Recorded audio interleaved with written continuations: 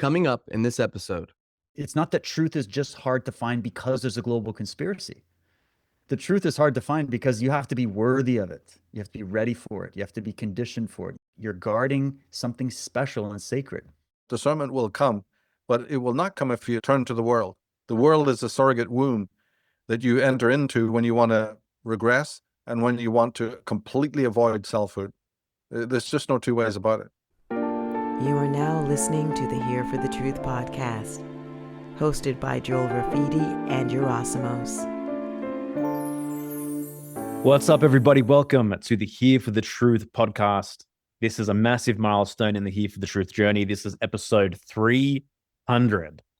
How you feeling, bro? You look a little bit older. Just a little bit, though. Just a touch. I feel great. I feel very proud of what we've done, what we've accomplished. You know, it's been over 5 years since we first recorded our first episode, and it kind of blows my mind that we're at 300 already. And so it's pretty amazing what can happen when you connect and you're consistent and you show up every day and you put something out in the world.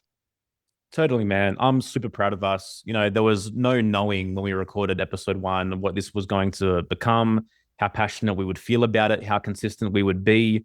Like, a lot of those things were variables, but for us to show in, week in, week out for over 5 years now, bro, and just commit to this project, I feel really proud of the level of devotion, the commitment, and just the vessel that we've created that, you know, has really facilitated our own personal evolution and also impacted so many lives in the process through these conversations, through the relationships that have been formed within our membership community and in the broader Here for the Truth world, through Rise Above the Herd, which really is the ethos and the culmination of all the philosophies and all the teachings that drive what we in ourselves have embodied throughout this process.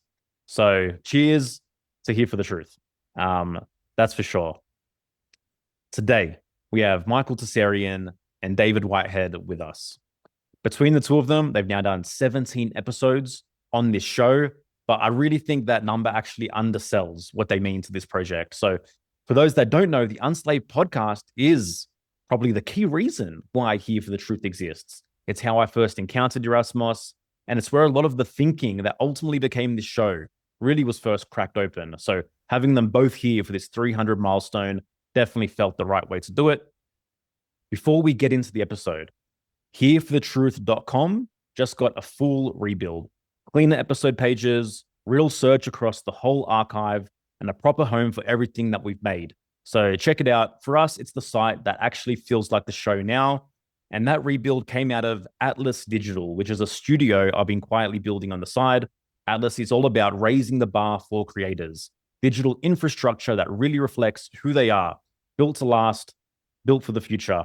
And you can find more about that at atlasdigital.world. Episode 300, for the first time together on Here for the Truth, Michael Tsarion, David Whitehead. Please enjoy. All right, everybody, welcome to episode 300 of Here for the Truth. This is definitely a momentous occasion in the journey of Here for the Truth, something we started May 17, 2021. And this conversation, this journey, this podcast, it wouldn't exist with the two gentlemen with us now, joining us for the first time together, David Whitehead and Michael Tsarion. Together, they combined for 17 previous episodes of Here for the Truth. And it's just an absolute pleasure to have them here together for this 300th episode. So welcome to you both. Oh, thanks for having us, guys. Congrats on the 300 episodes, and so happy to have been a part of this epic project that you guys have created, and happy to be here. Thanks, man. One way I wanted to kick off this conversation is, obviously you guys have a podcast together called Unslaved. And so I wanted each of you, and I might start with Michael, to define what unslaved means to you as a constitution of being, and how and if that has evolved, I guess, since coining the term and bringing it to the forefront. Hi, well, geez. Yeah, it's a project that actually started in 2016, but it would also be wrong to say that it started there, because the motive has been from the very beginning of my career, hasn't changed. And look, fortunately, even till today when we're speaking, it hasn't really changed. The idea was to synthesize a lot of subjects together, but make sure that we're honoring the great minds of the past. People who were apex thinkers, you know, but who just because of the course of the movement of time, they've been thrown to the side, out of the limelight, either because they themselves didn't crave limelight, or again, because of other figures gaining more attention. And this has been, there's actually more of these names than you can possibly imagine. But to me, their contribution is second to none. So how to do justice? You know, just think of one towering name, Immanuel Velikovsky. You know, just one. I mean, how can you possibly be talking about people like as eminent as Sigmund Freud, okay, and people like that, or even Darwin, the great towering figures, Karl Marx, you know, but not Immanuel Velikovsky. So this is what I think motivated me, and believe you me, that's just one name out of many that I could mention. Yeah. So the way to do it was simple: do some bloody podcasts and get their work out there. And that's pretty much the, you know, the number one sort of modus operandi for me, really. Yeah. And what does unslaved mean to you as like a mindset or like a state of being? As a state of being, yeah. Well, as a state of being, it is something that wants to do justice to this knowledge, while at the same time remembering how little we know, right? So, but to answer your question more concretely, is to realize that the reason why most of us don't know shit is because of a hidden hand of control. It's not just by accident that we find the schools and the colleges and the universities in the grip of some very, very demonic people. It's not just, you know, by accident that the television, you know, is slanted and biased, and the media and all of that. There is other reasons. And so unslaved means that the pursuit of knowledge must go hand in hand with a kind of, what the term I've used for many, many decades now is psychic immunity. We all know about physical immunity is absolutely crucial. Well, it's the same thing with the psyche. Because if you don't have that kind of immunity, you'll never make it. Yeah. Your mind will be so infested with sludge, which is what most of the normies, that's the state they find themselves in, that you just won't be able to proceed, even though you may have a deep passion for knowledge. If you don't have this other filter to unslave yourself from the chains of the lie, you know, the lie that you may have been has been forced upon you, no doubt, but it's also something that you tend to become accustomed to. You just don't see it anymore. So there's that as well. There's a bivalent movement between the quest for knowledge, which I think a lot of people have, but this other more elusive concept of being able to filter out the inundation of falsity and lies. And this is not just going to come in from the mainstream. It's actually going to come in even from the alternative movement, as we've seen in recent years. Yep. It'll even come in much closer to home. Yeah. There's no end of bullshit, even within alternative subjects. So this applies across the board. Definitely. And I want to tap deeper into that in a little bit, but I'll pass it over to you, David. Any personal commentary on unslaved as a concept?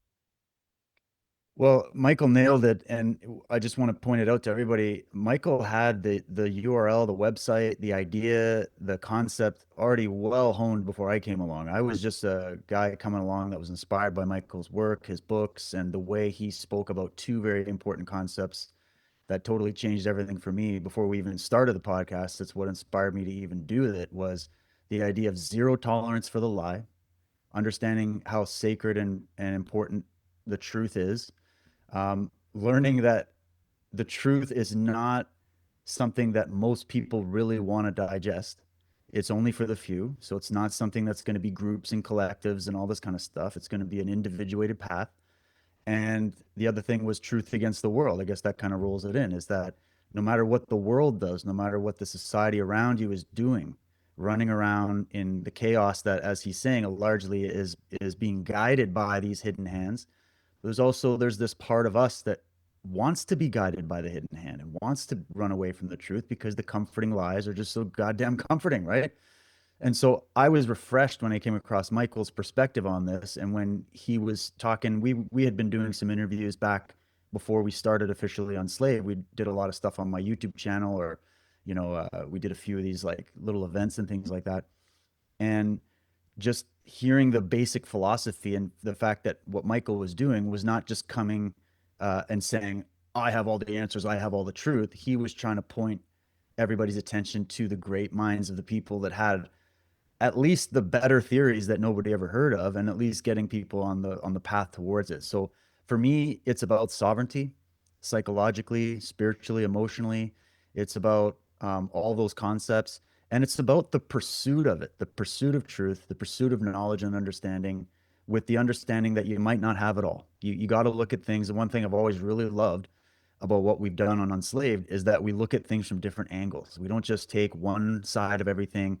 I'm sure both Michael and I, like everybody listening, we have our own way of seeing the world. We have our own favorites. We have our own favorite theories and ideas and thinkers, and we have those biases. But this process of being open-minded in the pursuit of truth, not so much that your brain falls out, but, being open-minded to say, hey, let's look at someone from the other side. Like we did some stuff on guys like Adler and things like that in psychology, who come from sort of a Marxist perspective, but still brought an absolutely incredible insight to the world of psychology that otherwise would be overlooked. So what Michael was a technician at was taking the wrapping off everything and just getting to the guts of it, looking at under the hood, turning it around. And I just went, hey, can I join this? Can I be a part of this in some way? Can I help facilitate this?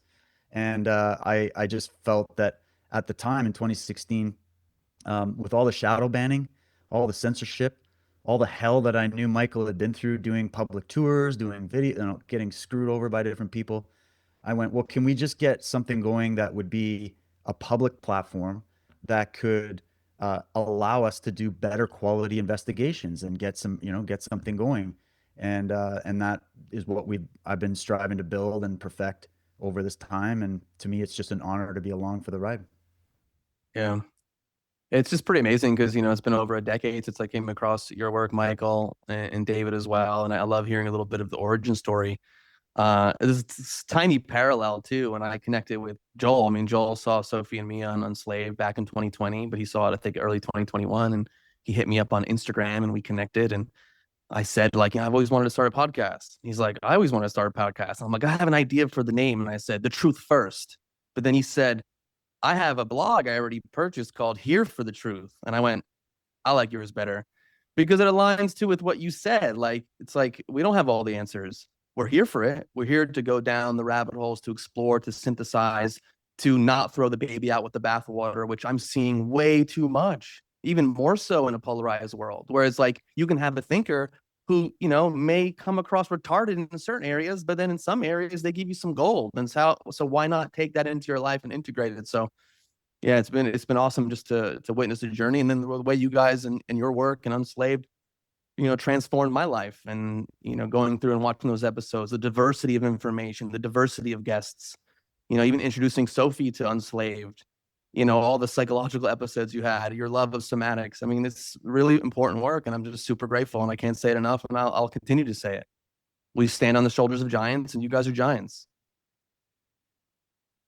Thank you, man. Thank you. Appreciate it. Yeah, I remember even when we first launched Here for the Truth, because prior to that, I was already in Michael's Taroscopes Mystery School, and I did my own personal year reading for that year. And it was a personal year 11, according to Taroscopes. And we ended up having the conversation on Unslaved about it. And the year 11 is all about, these synchronous moments where seeds planted in that year become long-term fruit that, feeds and yields for an extended period of time. And it's definitely turned out to be true. So I'm wondering, like, with the formation of Unslaved, when you two, like, came together, or Michael first received that idea from David, like, was there a feeling at that time where, like, yeah, this is a project that's going to stand the test of time and is going to be something we're in for the long haul? Oh yeah, it definitely it was a way to go. Various reasons. It's so long ago I can hardly remember the original idea, but I think that to bring something together, the challenge was to not have commercials, to not have noise, and a lot of interruption. If you remember that in the years prior to Unslaved, I was the first one to do multi-length programs. David Icke would do them on stage, very extensive programs, that is true.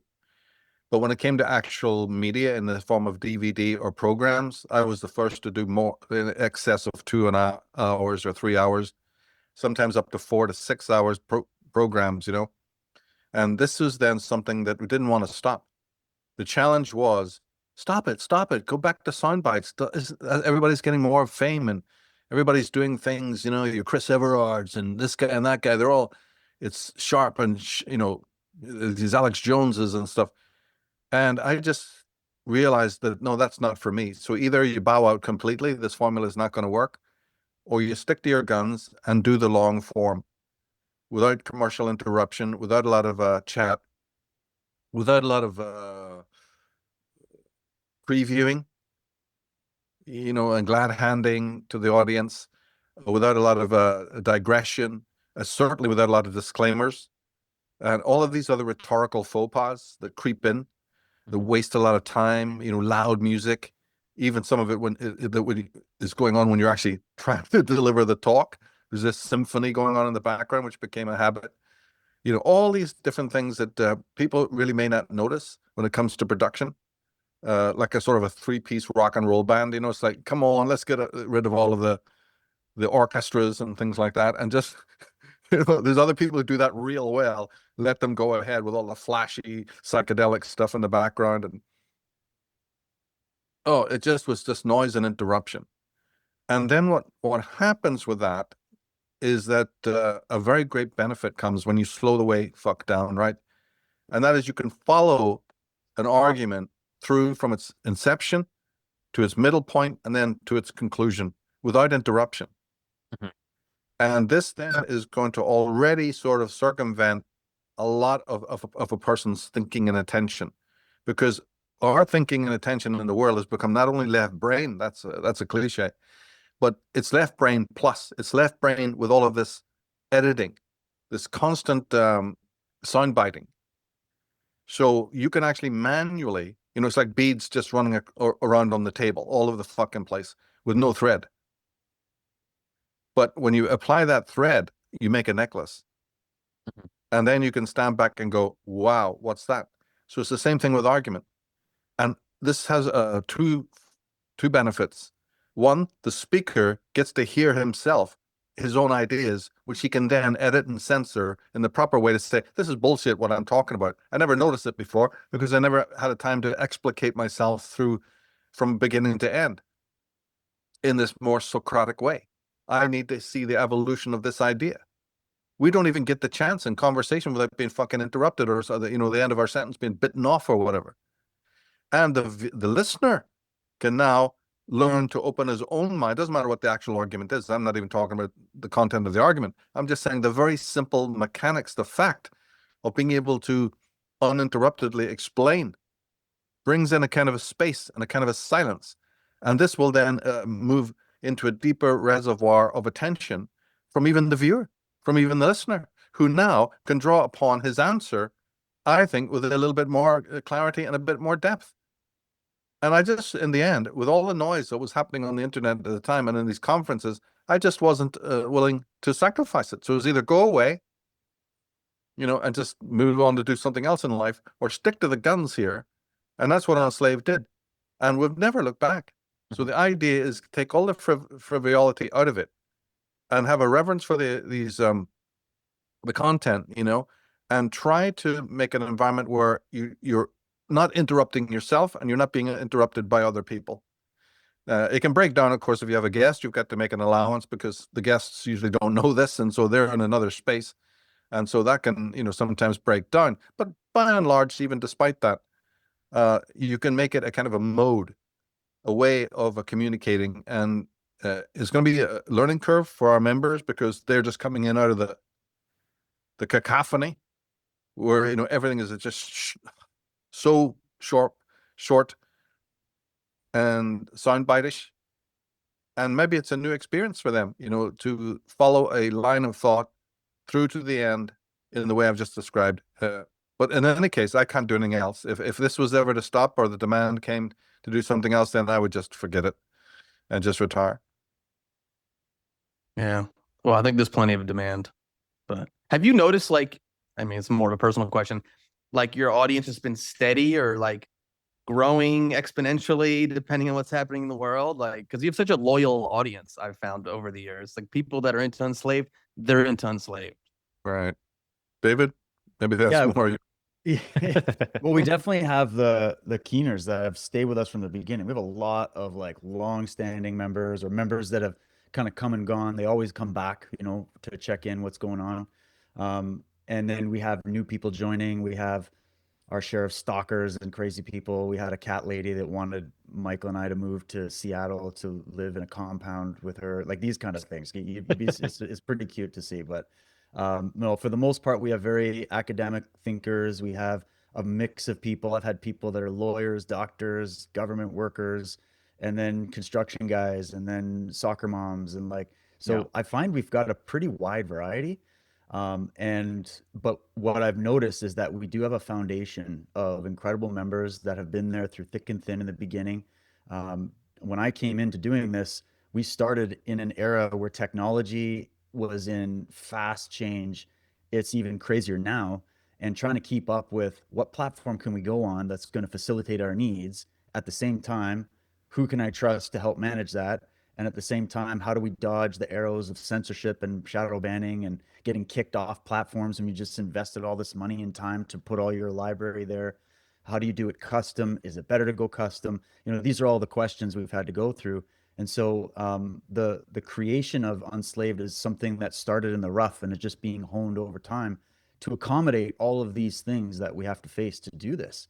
And especially with what I love about what Michael answered about the philosophy of having silence, having time, uninterrupted, not all the flashes, not all the constant ads. Like I tried doing shows with ads and I just wanted to die. So you get to a point where you say, all right, this is the best formula. And the people that are going to be true to it are the people that have the understanding of that philosophy, that we're here to look, to search, to investigate, to study at a very high level. This is not Unslaved. I always tell people Unslaved is the advanced class. You kind of skip right to black belt level. I mean, there's lots of simple things for just anybody, but it's for truly curious people that want to spend the time, that are okay with segueing into other ideas and ways of looking at things they wouldn't otherwise do, that are okay with confronting their biases and their belief systems and their ideas and critiquing them for real and really putting them up against some of the best minds in the world and just seeing, where it all fits. And so it's not for everybody, but what I find interesting is the people that have stayed, the kind of emails we get, the kind of thanks we get, the kind of just amazing messages we receive. I'm sure you guys get it too. It's changed people's lives and it's changed my life, and I'm helping to run it, right? And so if I sit here for hours every week, listen to Michael present or hearing guests or hearing ideas, there's a lot of episodes of Unslaved where I'm just sitting there quiet, just taking notes because I am also just a student. And I feel like that's who we attract. We attract people that are students of this, who want to learn, and they see that the platform is there for them to really have that space to do that. And those are the people that stick around long term for sure. Yeah, that's pretty awesome. I mean, I say this often, like there are times where I just show up, I'm in front of my mic, I'm in my, in front of the computer, and we're having these conversations, and I forget that thousands of people are gonna listen to it. You just forget because you're just doing your thing. I enjoy doing it. I love having these conversations. I like connecting. I like sharing knowledge. And then, like you said, you get an email like, I just found your podcast and I binge watched 200 episodes in the last 5 months. And I'm just like, wait, what? Like this just kind of blows my mind, but like I'm grateful for that. I'm grateful to be able to create something that's going to plant seeds for people. And then again, everyone's on their own path. They can take the seed, they can water it and go towards what they're more interested in or not. Like and what you guys do. I mean, you're planting seeds and it's like it's a forest, of information. And it's like sometimes it's been overwhelming, I'm like, okay, well, let me just focus on this conversation or this podcast. But I mean, the nuggets that I've gotten, I mean, I don't think I was ever exposed to like true conservative thinkers and minds until I came across Enslaved. You just see some of the stuff on the TV. but like going deeper into Ayn Rand and some of the deeper psychological episodes you did, like, I mean, I don't know how that can't change a person's perspective or change their life. Yeah. I want to double click on this idea of psychic community, which obviously is a core concept of Unslaved, which you mentioned, David, because I really think it goes hand in hand with one of Michael's key ethos as well of zero tolerance for the lie. Because what I found within my own life is like there is no real psychic community if we're still tolerating the lie within. And the times where I felt most at the times that I felt the least quote unquote psychic community available to me were the times in my life where I knew I was lying to myself on certain matters and was trying to find my way out of the cave, so to speak. So whoever wants to kick it off with like, honing in on what psychic community is, how one develops it, and the relationship that we hold with ourselves and how pivotal that is in actually being able to be immune to the lies out there starts at home with learning to be immune and really, acknowledge the lies that exist within. Yeah, it's an all-important question, and it's one that's haunted my career, that if you're going to speak to the public, how are you going to get this point across, that it's not just a deluge of information? Yeah. There's this other aspect that is needed, which is the pathogenic aspect of what the world is doing to you. And it works with deconstruction when that word is used correctly. Deconstruction as we know it through the critical Marxist is to tear down and pull down and put nothing of value in its place. But real deconstruction is not the destruction, doesn't pose as that. It's to pull a thing down, but put something robust in its place. To build up. It's anabolic as well as catabolic. But the human race has never learned this simple fact. So it is always in an acquisitive mode of attain, and gets infected with the power of knowledge. And you actually can see this quite obviously when you put those they live glasses on, you start to see that this is the ultimate motive for most people out there with podcasts and things like that. And there's none of this other side that has been developed. Now, that's not a surprise, because to answer your question more specifically, no one can teach it to you. Mm-hmm. You have to dig down into your own psyche for this, how would we say it, the tools or the artillery, the armament of it. No one can give you a class on how to do it. They can give you a class on self-defense. Yeah. This is not the same thing. This is psychic community. And therefore, it's only going to come in a way in which you have yourself dug down into your own being and have gone to where the hermetic, what the word hermetic really means, which is silence and privacy, and the idea of protecting that which is sacred and valuable. In a way that, say, your white blood cells protect your body. Mm-hmm. Now, it doesn't mean that it's entirely right introspective, because there's a thing that can assist in this, which is you staying very, very, very close to the work of great minds. This is a benefit that comes from reading great minds that most people are not aware of, as they just go straight for the jugular and try to learn, intellectual knowledge. Well, no, because in the individual lives of these great, great people, they themselves had to accomplish this state of being, where they had ramped up their defenses, their critical abilities, and what have you, in a proper way. And they're sort of a psychic community, again, we use that term, right? It's a kind of a sovereignty. Yeah. So there's a dualistic mode. And you can't do any of this without value, without valuing your own self-esteem, without valuing yourself. So that's when you put the sign, stay off the fucking grass, beware the fucking dog, right? That's important. But if you don't have the self-value, which most people don't, then you're obviously wide open. Well, there's nothing to protect. Well, that's true. That's absolutely right. Yeah. Thank you. David, anything to add there?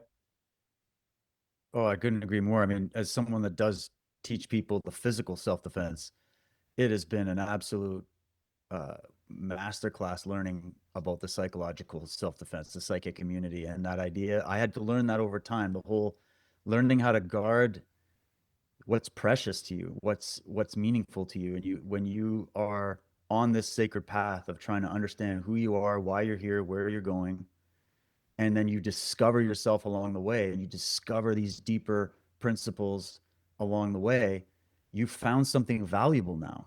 And when you find something valuable, you will defend that thing that is valuable to you, and you realize the world wants to tear it apart and distort it and chop it up and remix it and tell you you're wrong and spit in your face. That's the knee-jerk reaction of the vast majority of people when they're confronted with deep wisdom, deep truth, deep understanding. The respect for silence doesn't really exist as a default. The default setting is noise, confusion, talking over each other, screaming, yell, banging drums, right? Loud noises all the time. And when you find out why that is, when you find out that there's a part of us that's trying to run away from freedom and run away from selfhood and run away from truth and wisdom. I mean, learning the amount of lessons I've learned on Unslaved is I can't even count them. And it's because when you're introduced to the minds that Michael's bringing up, it's I can't say enough. It you see it and then you can't unsee it, and so you have to protect that. You have to protect that, and I think we've lost the instinct to defend ourselves. I see it in people in a physical sense, where I get these dads coming in. They're kind of out of shape. They want to train some martial arts, and they have an idea in their head that they know how to fight, and then they get in there with some 14-year-old that can just run circles around them until they want to throw up. They're like, what happened when how did this happen? And that realization moment that they have to make a decision. They have to either commit and train and be like, hey, I want to be like that 14. I want to learn that skill. I want to learn that ability. I want to have that physical ability to defend myself against something like that. You either do that and go, I'm jumping in, I'm going to do the work, I'm going to show up, I'm going to be here regular, I'm going to have the discipline, I'm going to ask the right questions and all that. Or I'm just going to walk away and pretend it didn't happen and start going, la, la, la. I'll just keep living in that fantasy and never achieve what I really wanted to set out to achieve because maybe my ego got in the way or whatever. Well, that process, think about that on the intellectual level.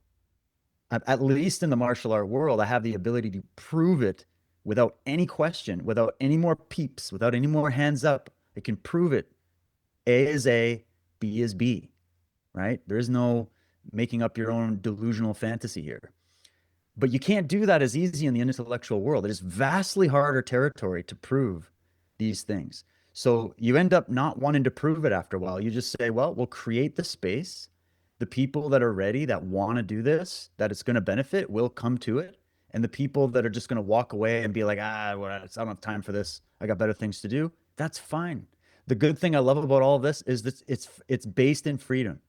The way we built our program, our system on Unslaved, is you can come and go as you please. There is nothing holding you there. There's nobody trying to force any ideas on you. We're not the mainstream media. We're not trying to, so it's a different environment, but I still can't help but see many of the similarities when I'm trying to describe self-defense, physical self-defense tactics, and the idea that you have to value your safety.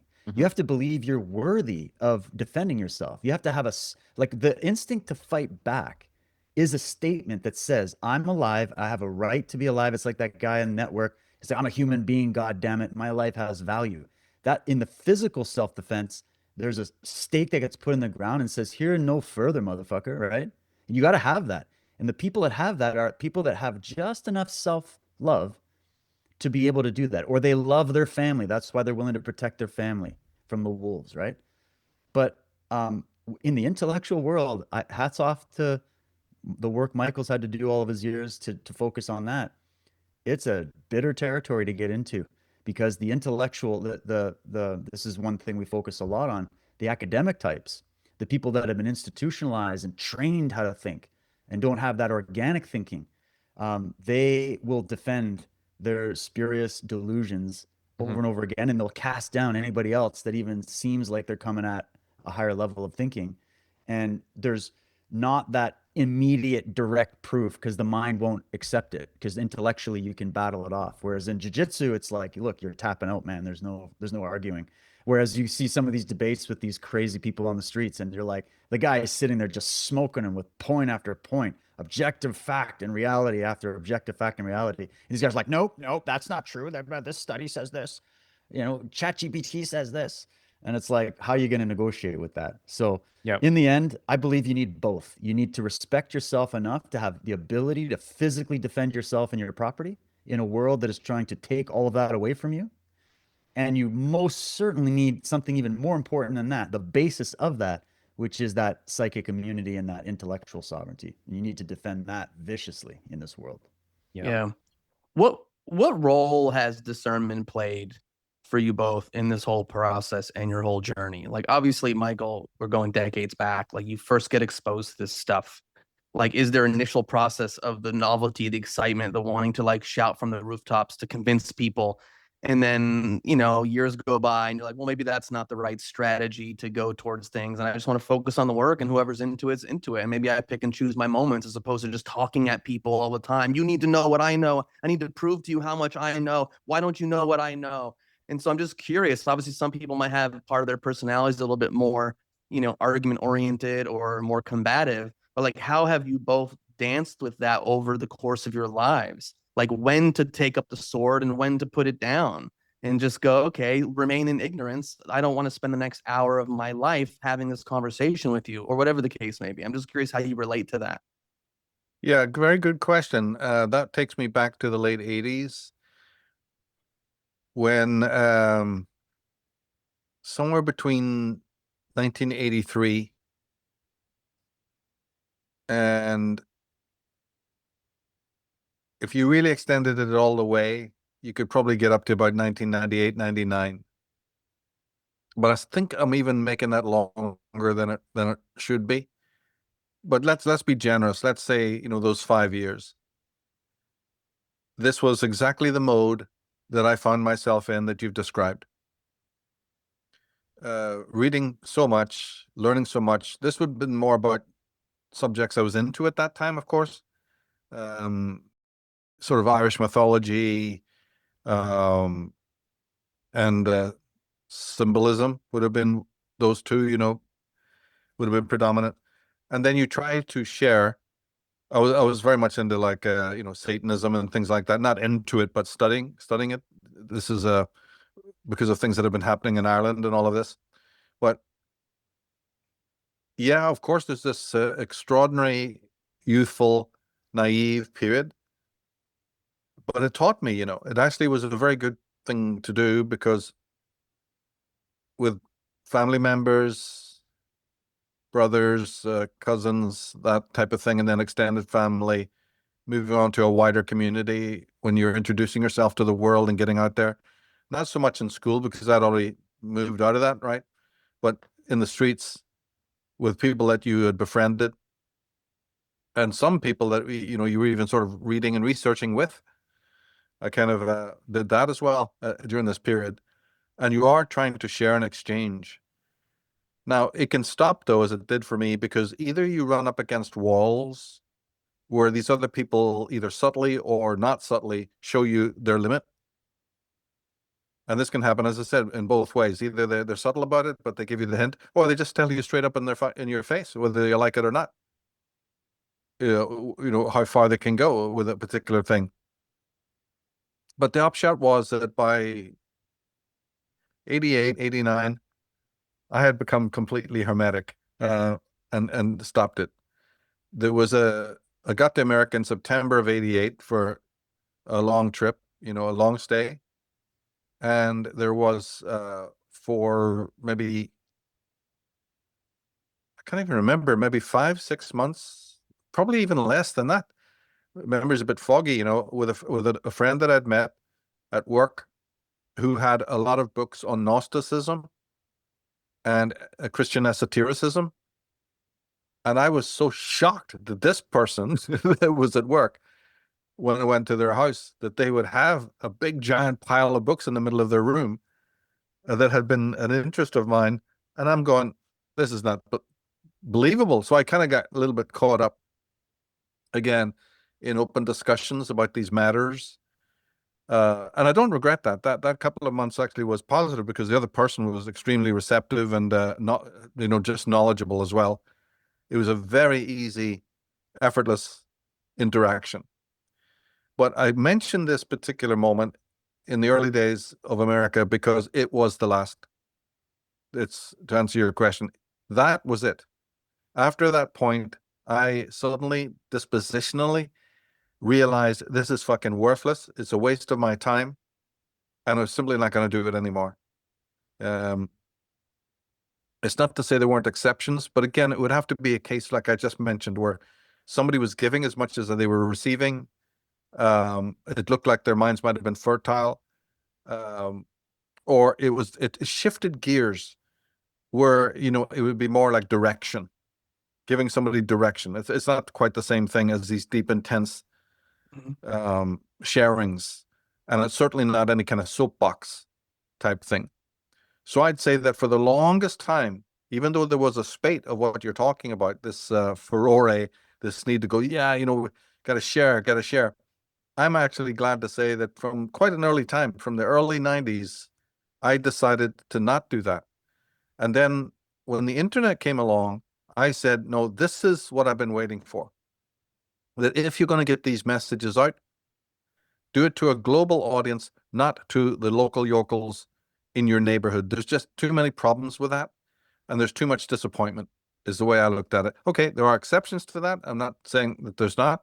But on the whole, you can lose a lot of resources and a lot of time. I felt, for me, going about it that way, it just didn't seem to the cash value of it at the end of the day, it wasn't enough. And when the internet came along, that's when I thought, okay, this is the different platform. This now gets out to some guy in Romania. This guy gets out to some person listening in Serbia, or India. You know what I mean? Mm-hmm. This is now, this is something different. This is why it's okay to make the sacrifice, to speak to a much larger audience. Astrologers would know all about this. It's the Iranian sort of octave, and that pleased me.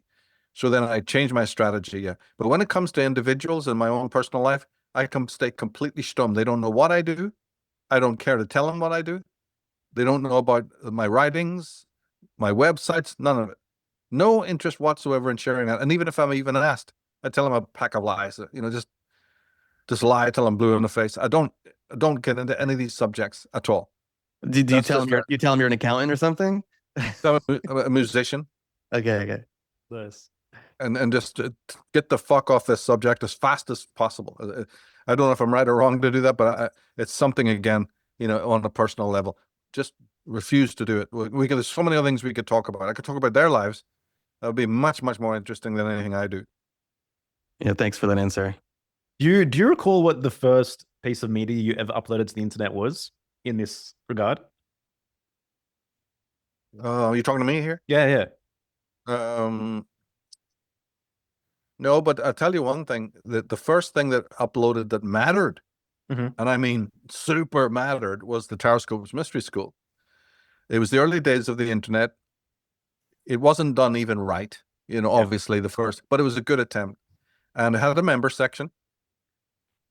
And I remember multiple times sitting in my little apartment in America, this is in the Palo Alto area, and saying to myself that if and when, it was all in paper, you see, it was in paper form. I designed the whole website on paper, that if and when this can go up and I click a button and there it is, I'm done. I will never want anything else in my life. I will never ask for anything else, and I will never want anything else. Wow. I just want to see this come together, and I'm done for life. My needs in that way were very, stark. Yeah. And I put everything into that mystery school, and I said, if life gives me the benefit, if I find the right person, if we're able to do it, which of course did happen, I will be completely satisfied. And also on top of that, any past failures, of which there was so many that you can't count, I will write those off. I will no longer be attached to those, and I will no longer mourn for those or, smart with any kind of regret. Yep. Yeah. So this is probably, the answer. There were other things, of course, that were bunged up, but they might have also then been taken down just as quick. No, it was the mystery school that was the one that launched. Now, of course, what happens is when you say that to the universe, you're probably a liar, because after it is up, just like all human desire, you desire something else again. And there's a sort of a natural momentum always pushing you along. And I know this became a very big theme in my life to notice that, because I tried to hold to my original pact. And when the next thing came along, and I think that was actually, believe it or not, slideshows and conferences, it jumped very quickly, right? But I was very conscious of the fact that, what am I doing? Didn't I say when this mystery school goes up, I'll go to the beach and lie there with my radio and champagne cocktail or something, But of course, it never happens, right? You always move on to the next and the next and the next. So, well, you have to commit to that. That's just the way human life is. But believe me, this Tarscope's Mystery School and maybe a little video that went with it or something, this was what mattered beyond all things to me. This was, the equivalent of standing back and looking at the Sistine Chapel and going, we're done. Forget about me now. Yeah. David, do you want to answer the question about discernment and a little bit about your journey when it comes to this? Yeah, discernment. I mean, it's been a bit of a different road for me. I've always been, I have a very social side to myself. And I also come from the sort of martial arts flame, Mars and Aries and all that stuff. So I don't mind confronting things head on. Actually, and I like it. It makes me feel like I'm being honest and everything. But there's definitely a cost to that, man. I've been learning that over my life. And I started, my discernment with, in terms of, if you're asking in terms of when do I engage with people, um, I have the same policy I do with my martial arts. I don't start shit, but if you bring shit up, I'm fucking down. Let's go. Like, let's talk about it in a positive way, in a confrontational way. I really don't care. I don't mind it. But I never, if I go to a party, if I go to a barbecue, if I go to some friggin' festival or someone's place or whatever, and people start bringing up, whatever it is, politics or whatever, I got to bite my tongue. I'll be honest. I got to bite my tongue. And I do that as a policy. If I go to my family Thanksgiving dinner, I'm going to shut the fuck up the whole time. But in the back corner after dinner, we're having a little whiskey. My uncle or something comes over and he's like, "Hey, what about that Bilderberg group thing? I thought I saw that." I might talk to him about it, Yeah. And then when it comes to online though, like, so that'd be like people in my personal life. Well, at my dojo, everybody knows. Like, a lot of people at my local dojo have no idea who I am. They don't know. They don't look into it. If they're hearing about it, it's because other people that know are telling them. Because I keep a strict policy in my dojo, nothing else exists inside this space except what we're here to do. There is no political talk. There's no debating, any of that kind of stuff. We're here for one reason only. I have a mixed bag of people in that room that train. They come from all kinds of walks of life. Trust me, I live in British Columbia, Canada, which is like the California of Canada. And I've got great rural, hardcore, conservative farmer people, and I've got pink-haired, trans lives, all that. I've got a mix of people. And what's really weird about that is we get in there and everybody just turns into a normal person for a while, just for a couple hours, where they're just talking. They would probably be saying, "I hope you die a horrible death for believing what you believe." But in the dojo, they don't think of, they're just two humans doing the same thing, loving the same thing. So I keep that space neutral.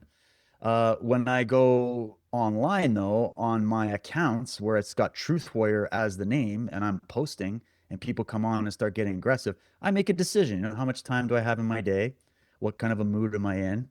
And most of my debate tactics with some of these trolls are simply for my own practice, because that's how I learned martial arts. Was like, I didn't learn it by paint by numbers and memorize and repeat and just regurgitate. I learned it by testing it. And I like testing my ideas to see if they're robust. I have such an insatiable, my biggest bane, if I had to give one up, is that I have such an insatiable curiosity about people and what makes them believe what they believe. It's the driving force behind everything I've ever done. Like that's what got me into studying religion. It was like, well, why do you believe this? Whereas that guy down at the Islamic Center believes something totally different just as fervently. That question was the biggest question for me. Um, so I kind of I'll use some of that, but I've eased off a lot on that because you find out I'm wasting time. Most of Mhm. these people are from some bot farm in India. Or they're just people that are they're not caring about the subject. They're just there to rattle you and just waste your time. Sometimes I'll do it for the benefit of other readers that might have similar questions. Like if we're talking about difficult subjects, like even some of the subjects you've brought me on or brought Michael on to talk about that are controversial, or there's many sides, there's a lot of, anxiety about the subject. I like seeing what people would say. I like seeing what are you going to say if I present this to you? Some guy says something, I'll go, okay, what about this? I'm curious. I kind of want to know. It'd be like if I set up my roundhouse kick a certain way against a Muay Thai guy who's like an expert Muay Thai guy. I was just sparring with one the other day, and I come from more of a mixed style. I want to see, what are you going to do with this? And then I find out, oh, nothing at all. Great. Or, oh, he's going to do that. I got to figure out my new strategy. It's more from that. So my discernment is personally motivated. It's based off a lot of different things. But let me tell you, as I've gotten into my 40s, as I've been doing this as long as I have, I cut out probably 95% of engaging with people in general on social media at all. And I just try to focus on the content as best as I can. I've tried to be good. Once in a while, you get me in a good mood and I'm ready to rock. But other than that, I try to just let my intuition, let my wherever I'm at, or even just the subject. It's kind of funny though. I got to be honest, real quick. It's interesting to me that subjects that I'm wrestling with, maybe it's a very deep uh, question about something with religion or comparative religion, or we've been getting into the ET questions lately with the UFOs and all that kind of stuff. And I'll kind of go back into it and go, oh yeah, that was a good question this person brought up. I really got to investigate it. What's really odd to me is all of a sudden I start getting replies and comments and emails about what I'm organically curious about. I don't know if it's got to do with AI reading our minds these days or if it's just something else going on, synchronicity. And I do find that interesting. So on those occasions, I go, well, maybe if I'm prompted to investigate this question I have, and now I got people attacking this argument I'm trying to make, maybe that's a time to try to suss it out for myself, right? Yeah. Other times, I'll just kind of walk away. So, yeah, in general, that's kind of how I operate. Thanks, man. I wanted to just make another comments on this topic of psychic immunity, if we can circle back there for a second, because I think when people first hear this, they think of, oh, the conditioning from the media, from politics, from the government. But to me, that's secondary or even tertiary, because as we were talking about, like, as you go on this journey and like you discover inner meaning, inner value, inner treasure, and all of a sudden you have this urge to want to protect that value. For me, psychic immunity was not letting the world tell me what my path is any longer.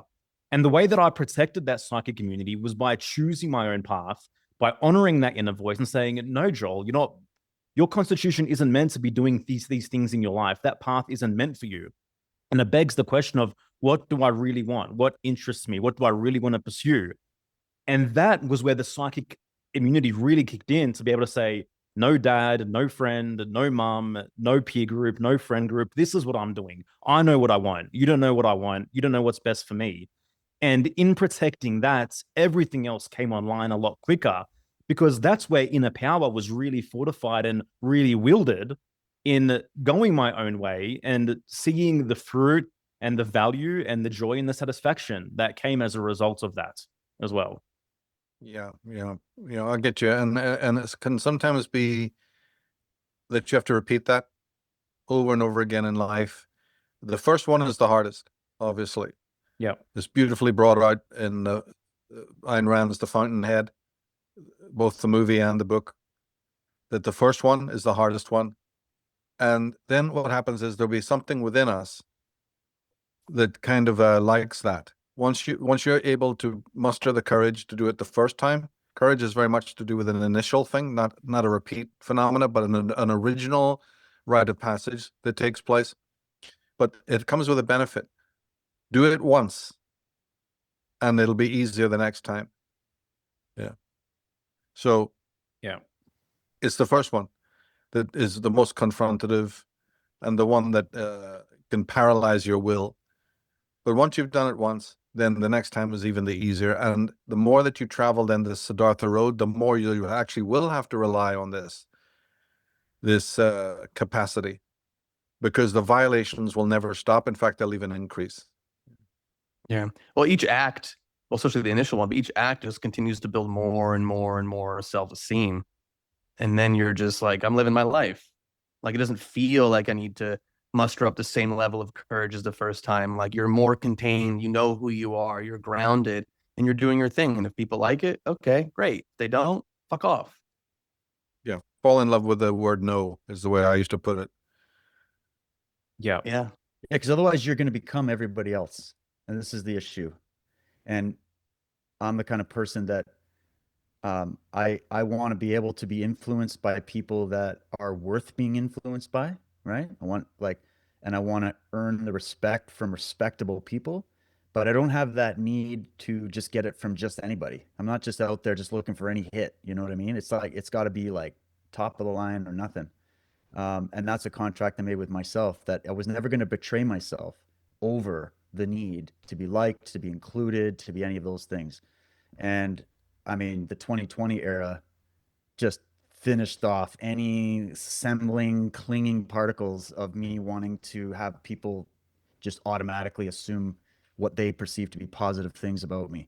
It just became, oh, right, most people are not guided by intuition and reason and sanity. They're guided by fear. They're guided by, I want to be included in the group and I want to get badges and stars. And that's what most people are driven by. And so when you realize most people are driven by that, what's respectable about that? So why do you want respect from that? I'd rather go with the guys that they don't really want to give or take respect of any kind. They're just being what they are naturally, organically. And there's a natural, organic respect that forms. And there's even a respect to say, hey, maybe we walk together on this and we don't walk together on that. But that's okay. That's why I like you. I like you because you have a different way. That's different. That's earned. That's earned amongst a different level, right? But the vast majority of people out there, their opinions, what is Mark Twain? Their opinions worth a brass, it isn't even worth a brass farthing, you know? So why are you losing sleep at night trying to impress that? Don't try to impress that. Try to make an impression on yourself. Start there, build from the inside out. And then suddenly it's not that you're forming this total armoring to the world, because I think that could be the other end of this question. When is that too far? Right? When is that too far to the point where now what? You're just rejecting the whole world. What are you different than a Gnostic then? What are you different than the priests that go flog themselves and punish themselves? And you go, well, you can get to a hyper level of protectivity that now you're no longer participating at all in the world or with people, right? So there's like extremes. At least that's how I see it. But the most dangerous one, I think, if I was going to pick the two, is the one where you're selling yourself out. It's it's the betrayal of the self, right? The betrayal of the self, the betrayal of your own mind, the betrayal because you're performing for those parents, performing for those. I had it in the martial art world bad because I had idols in that world. And then you find out those idols are made of nothing. They're paper thin. They're fake. They're not what you thought they were. They aren't the Bruce Lees. They aren't the organic ones. They're just pretending they are. And then you find out you've been swindled by that. And then you got to move on from that. And you got to go through the growth of that. And then what part of me was blinding myself to that in the past? I've also done a lot of work looking into these people who've recovered from being in cults, right? The people who left the cults. It's like with the whole trans thing. Yeah, let's talk to the detransitioners, the people that left that ideology. What do they have to say, right? Those are the people you talk to. The people that left the church. That's what I started with when I was growing up. The people that left the church. Why would you leave? Bishops, priests, pastors, kids who've been raised in it. What made you leave? What was it? I want to know what your story is. And you'll find out that those are the people that have had to try their entire lives to justify why to everybody. And they eventually get to the point where, like, I'm done justifying why. I'm just going to do, and the world will think of it what it wants. And that's why I love that song. It's like, I did it my way. Like, that's the song I want at my funeral. I did it my fucking way. You know what I mean? And that was the way I was supposed to do it, and no other way. Yeah. Do you notice, this is for both of you, like when you make a decision, when you take a stand, when you draw the line in the sand for yourself, like I mean, obviously 2020 was a big year, that there may be some challenges, but like at some point there is this expansion that you notice in your life, like with your work, with your relationships, with just yeah, just in general. I'm just curious how that's been for you because I speak from my personal experience. Yeah, 2020 was difficult, and at the same time, ever since then, we're 6 years in now. Like my life has just grown and expanded in so many different ways. You know, through the work that I'm doing with Joel, through the relationships, like grounded on deep, deep values, not just oh hey, we like the same restaurants and the same music. Which okay, I mean that's a thing, that's a relationship. So I'm just curious what that process has been like for you both, especially you know, what we went through 6 years ago. It never really bothered me. I never really noticed anything about it. It was tedious. I think probably coming out of Ireland where you're all in emergency 24/7 was the backdrop to that. So we were always living in a perpetual state of chaos. So then when the rest of the world, you know, went through what you're talking about, it didn't bother me in the slightest. And in fact, if anything, it even proved on a deeper level everything I already knew about the human race. It just made it more visceral. I learned nothing from it except everything was confirmed. Mm-hmm. But maybe you couldn't even get through to people, and you weren't really getting through to people.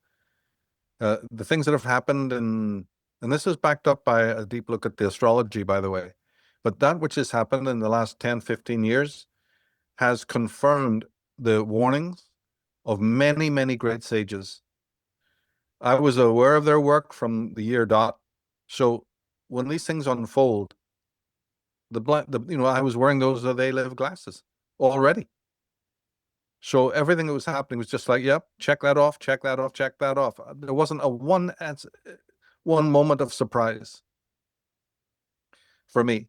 And then on the personal level, I was so knee deep in projects that I was working on, like this, like my latest book, you know, the existentialistic thing that was taking like years to write, and other projects, many of which have turned up on Unslaved. But there's other things I was doing, you know, other than that. I didn't look up from any of that, and so this extra level of isolation was such a benefit, such a boon. Whereas for other people, it was a fucking living nightmare, right? To have the extrovert life be curtailed. For me, it was an absolute boon, and my pace of creativity accelerated exponentially. Mhm. And I'll never forget the benefit of that. So many projects were able to be done that might have been many, many more years prolonged, actually. Yeah, I mean, there's elements of that that was same for me, a few differences. I definitely felt like my creativity and my dedication to the work I was doing in this world, in this field, like absolutely accelerated because I was like, I'm not the kind of person the government should want to lock in his house by himself and keep the internet going because I'll just, work on that front as well. You kind of make lemons out of lemonade, right? Um, for me, the traumatic aspect or the part I had to deal with the most was anger, Mm. like a visceral anger. And it's because I had very young children at the time, two young girls. As a father with two young girls, there's a different gear that opens up in you. You can't even help it.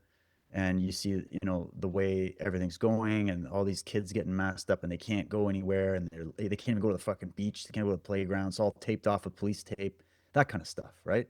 And watching the abuse happen, um, it's like watching a war in some ways. You're just like, what the hell? And then seeing what happened in my country, realizing that this isn't even the biggest problem we're going to be dealing with, that this is just one of the cannonballs. That COVID and all those lockdowns and the medics coming in was just one of the cannonballs fired at us with a volley of other cannonballs that are still hitting the side of our ship. And Canada is about to sink. We just got labeled, we're officially the only G7 country that is in official recession. I don't know if it has anything to do with having like the former Bank of England and Chatham House guy as the leader. I don't know. But anyways, um, I had to deal with that. My biggest challenge was not my fear of what was going on. My biggest challenge was dealing with my visceral rage about what was going on. So what I did, the thing that helped me was the creative process. That's when I produced my film series. That's when I did 2 to 3 podcasts a day. That's when I was trying to find a way. First of all, I wanted to find a way to not have to go find some piece of shit job, or take money from something or beg from. I didn't want to get into that place. So I wanted to find a way to make things work. I had my martial art business completely shut down overnight. So I lost 60% of my income overnight. So I was definitely a little bit pissed about that. I lost my television career, which I wasn't really trying to have a television career. I wanted to see how far it could go. I realized after a while, I didn't want to do this kind of work. I didn't want to be a fucking circus animal and have everything soundbited all the time. I just thought it was a great way to get some workout and have that experience, right? But I did lose that gig because specifically of the policy of you can't leave and come back into Canada unless you're jabbed up. So I was pissed about that. I put a lot of time and effort and money and investment into that. We lost a lot of our platforms. I lost a lot of my platforms that I worked really hard to build. I lost a lot of the following that I had that took really hard to build because of all the censorship and the shadow banning and everything else. So I was pissed about that, right? So there were things that directly affected what kind of food I could put on the table for my kids and what kind of life I could provide and where I wanted to go as a human being in my life, you know? And then you also are mad because some of the illusions you had that I had, everybody had, started to fall away, right? And so you go through that process. But what I found at the end of that was that this was the most valuable thing that could have happened to me, just as a soul. Like I took it as, no, I would have rather it not happened, but at the same time, here we are. I incarnated at this time in history. This is what was going down on planet Earth. I came here, I feel very deeply that I came here to explore this time and study it and observe it and be a part of it.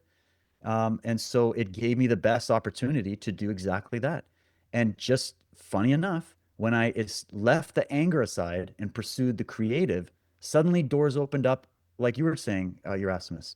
Things changed in a very positive way and have continued to be. Yeah, there's challenges, but I embrace the challenges, right?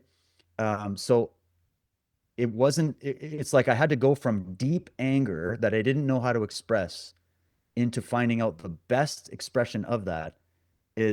What's it? Success is the best revenge, right? That no matter how much the government tried to clamp down and take everything away from the producers in this country, and no matter how much the media tried to clamp down against people like me in my basement that are getting more views than CBC News is, no matter how much all those things happened or tried to block income potential or whatever, it didn't work. So to me, I found that, wow, I learned a very valuable lesson in life there. So I'm very grateful for it. So I sit back every day and I'm grateful I didn't have to leave my home. I didn't have to go find some job. I didn't have to take any government money. I didn't have to take any loans from family or friends. I didn't have to do a lot of things that sadly most of my friends and family had to do. Most of my friends and family's lives were utterly and completely destroyed.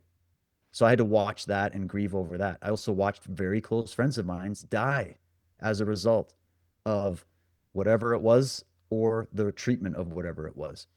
And so a lot of things happened that I just kind of realized, wow, I have a lot to be grateful for.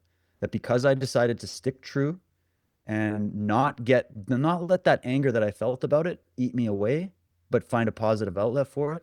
Doing Unslaved the entire time, getting deep into, even the unrelated stuff. Well, they're all related, but the subjects, like we weren't just sitting there covering all pandemic stuff all the time. We were talking about like deep philosophy and ideas and what makes things and build civilizations. And I don't know, there was something healthy and cathartic about all of that.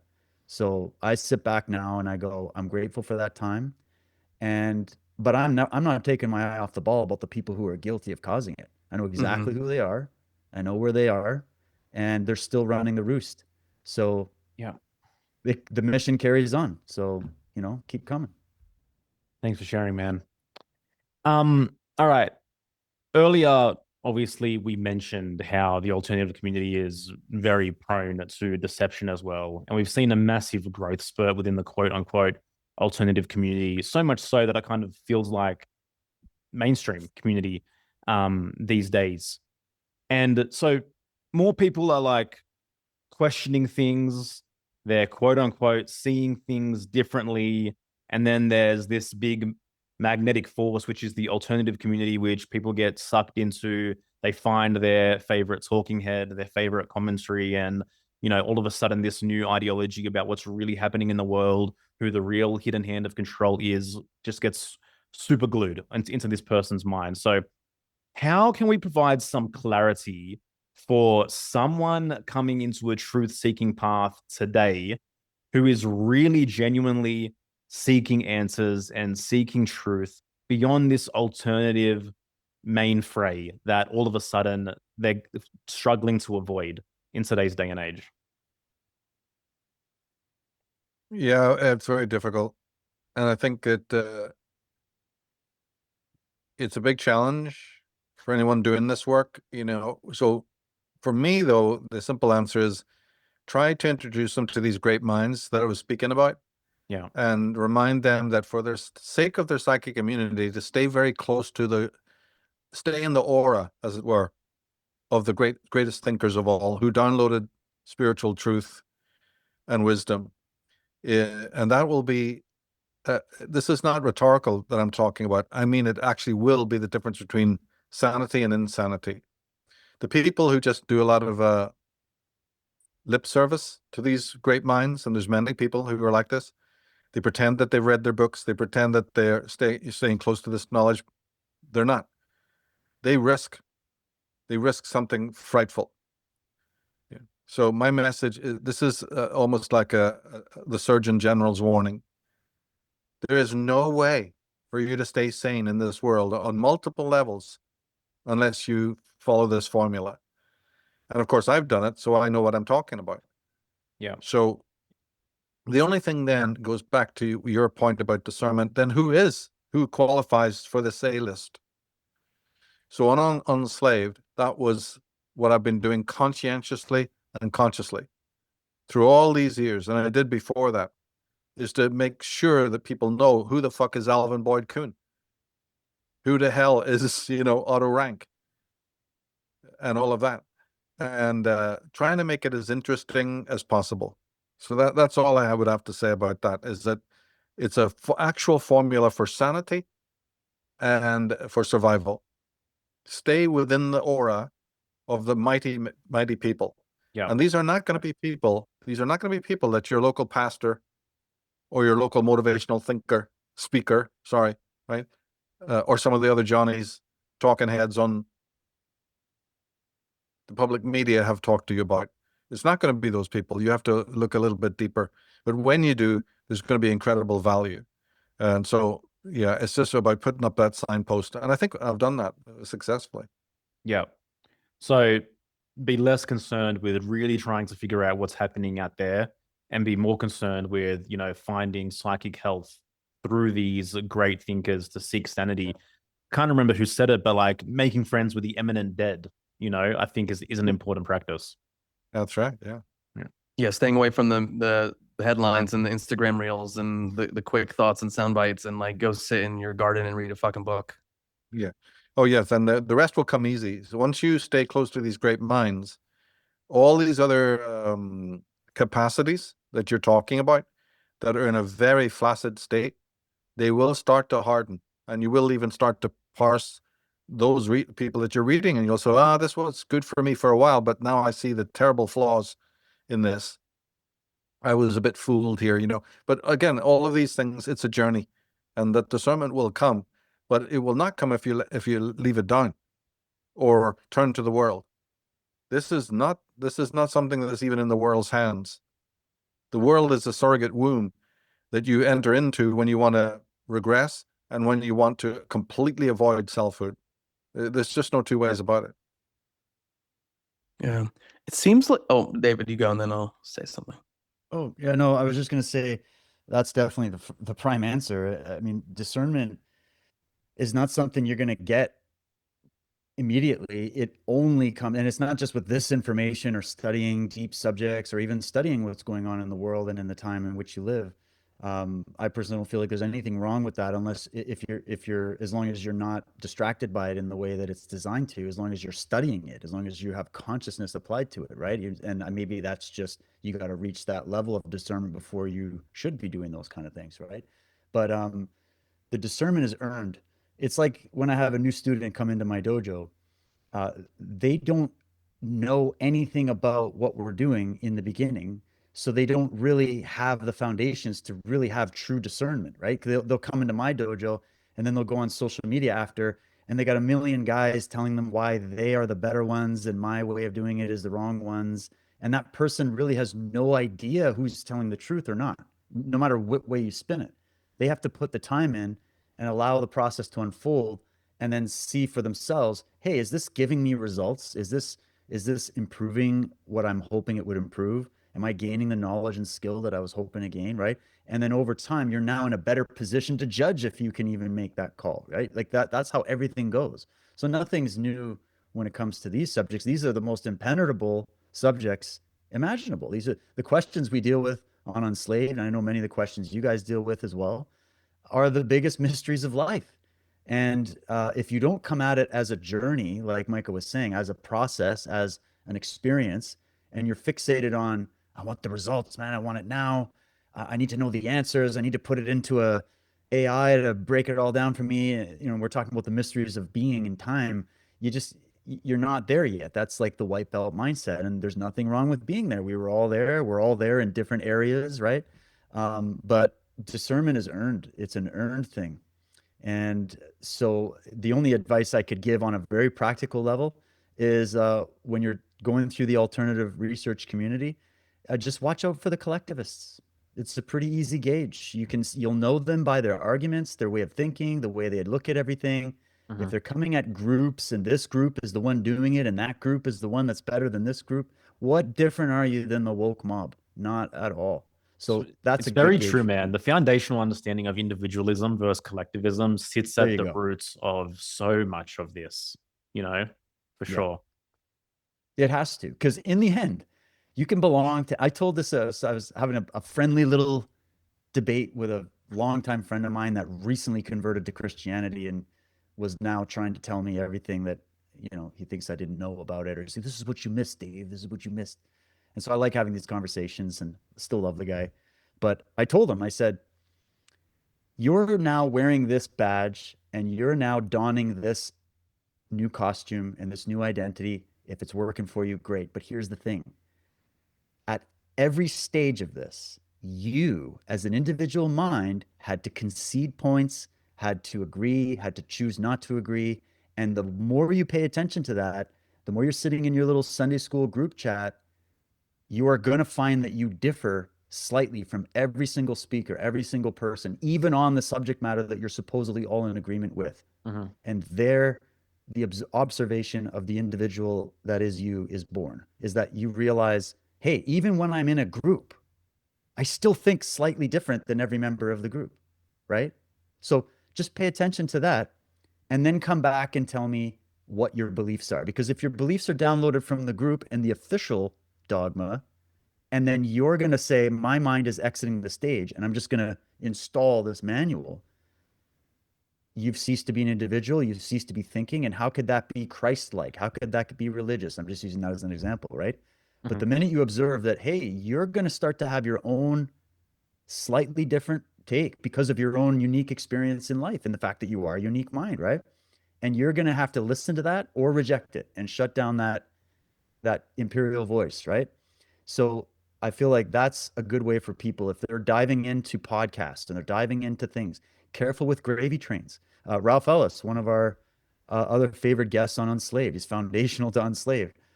He called it bandwagon jumping. He's like, humans like to jump on bandwagons. And that's usually where things go wrong because now nobody's thinking anymore. They're all on the bandwagon together, right? And so that's why I look at that as a marker. If you're curious, basically wherever the crowd's going, just get the hell out of there for a bit and get some perspective.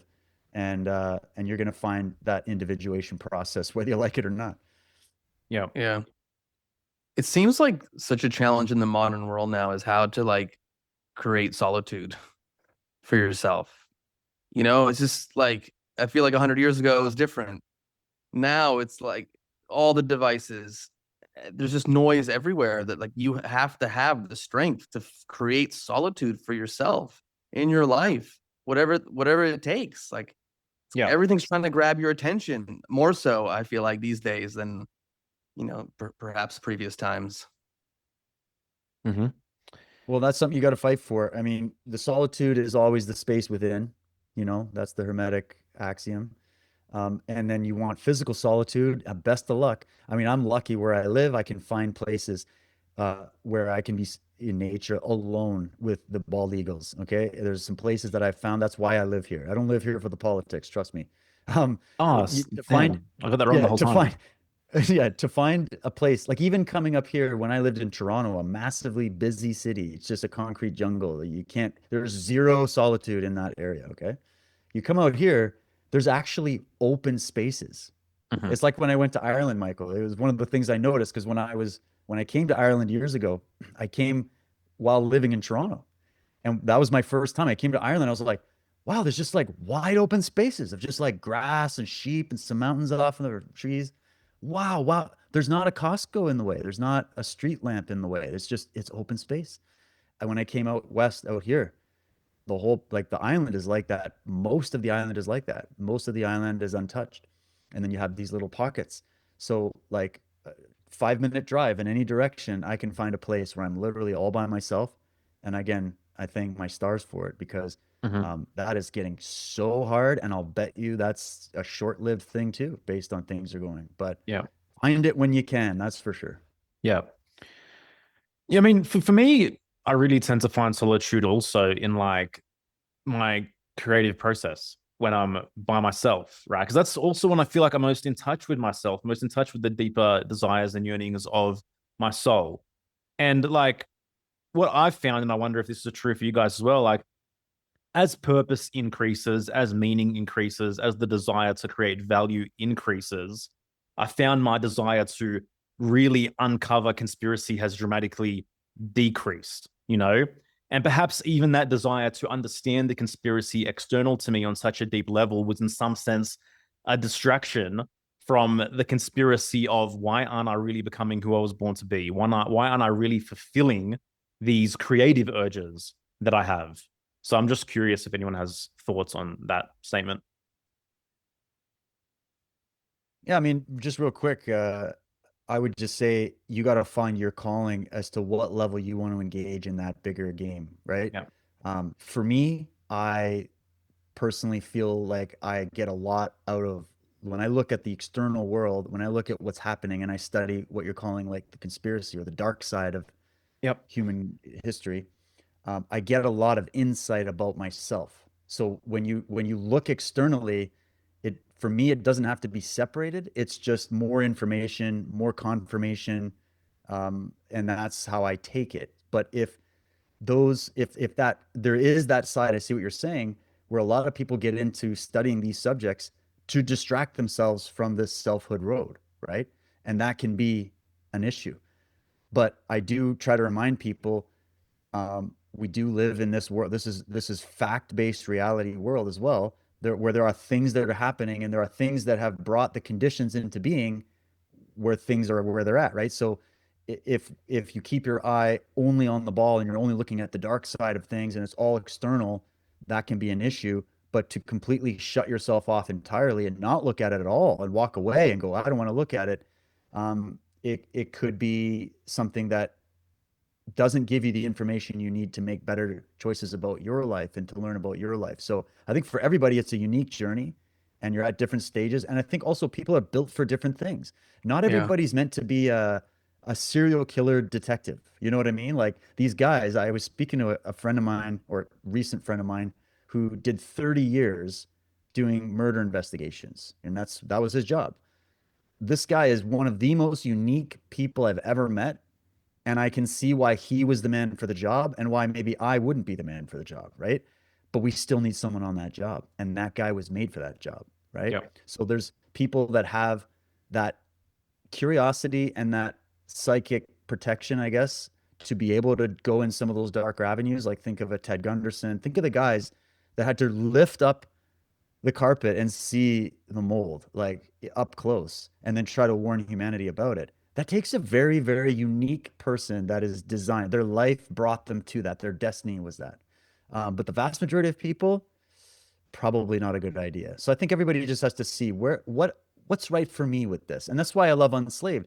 We've got categories. If you want to go look at conspiracy and the history of the Templars and the Vatican and the Club of Rome and the UN and who's running your government, it's all there.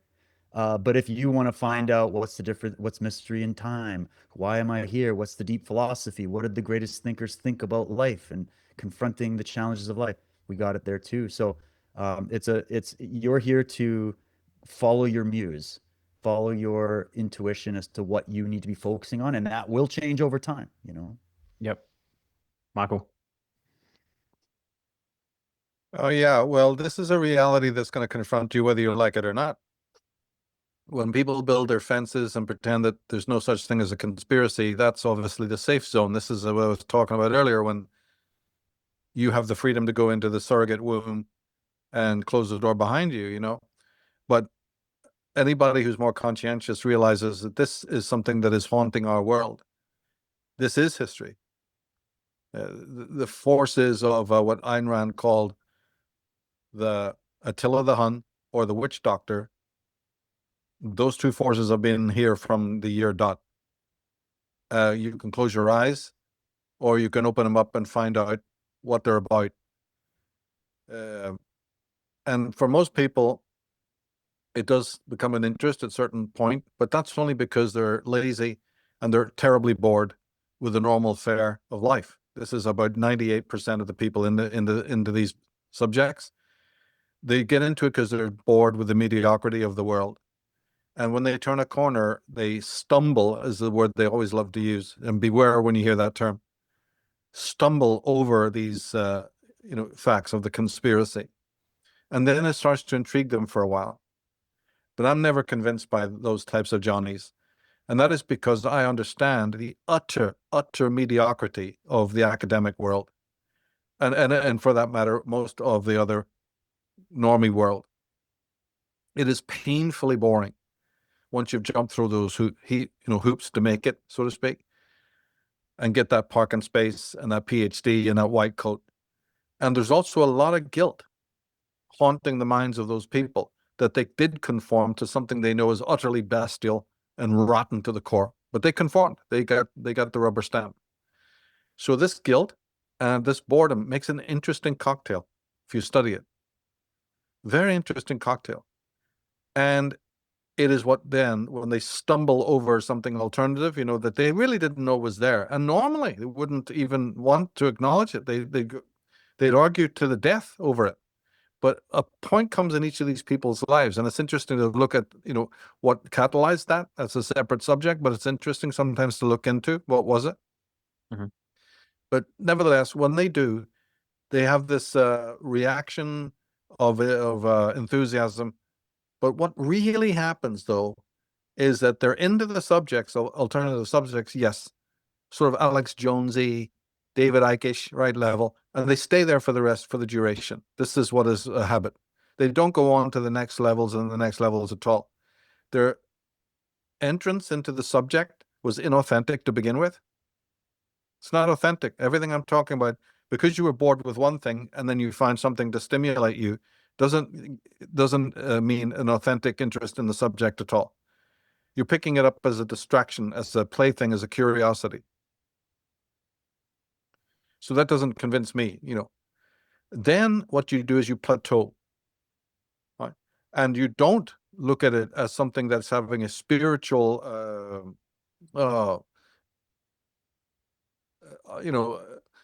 input into your life at all. It's just more information to be gathered. It's just something to distract you from the mediocrity that you were involved in the first place, and maybe to impress people, at the barbecue or whatever. But then at the end of the day, in aggregate, you find that these people happily plateau. They learn all the right phrases. They wear a different type of T-shirt, but they plateau. They're not evolving.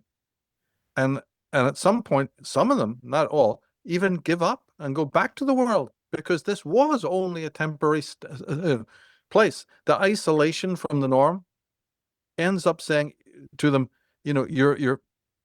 you'd be better off back amongst the normies, amongst the sheep. And this is exactly what many of them do. And they even look back and regret these excursions into the woo-woo, right? They actually knock themselves on the head and say, oh, I got caught up in that, but now I'm back to normality again, so much better. But what I'm really trying to say is that they haven't progressed to the next level of the subject that you're talking about, right? And the next level above that. So that your interest in the subject is there for reinvigorated. And you find this across the board. Mhm. And sometimes you don't see it because, they can keep up a masquerade, some sort of camouflage. But actually, when you start looking at the content, what they talk about, it becomes much, much more mediocre over time. And they slip back into banalities, It takes some real courage and also enthusiasm, to pursue this conspiracy subject. It has its own lineaments, really. And also to do so without becoming completely paranoid. There's also the danger there, of course, Yeah. And I think the safety net from paranoia is like simultaneously becoming someone of value and building something meaningful and extricating that inner meaning and inner creation alongside, I guess, that deeper study. That's right. That's right.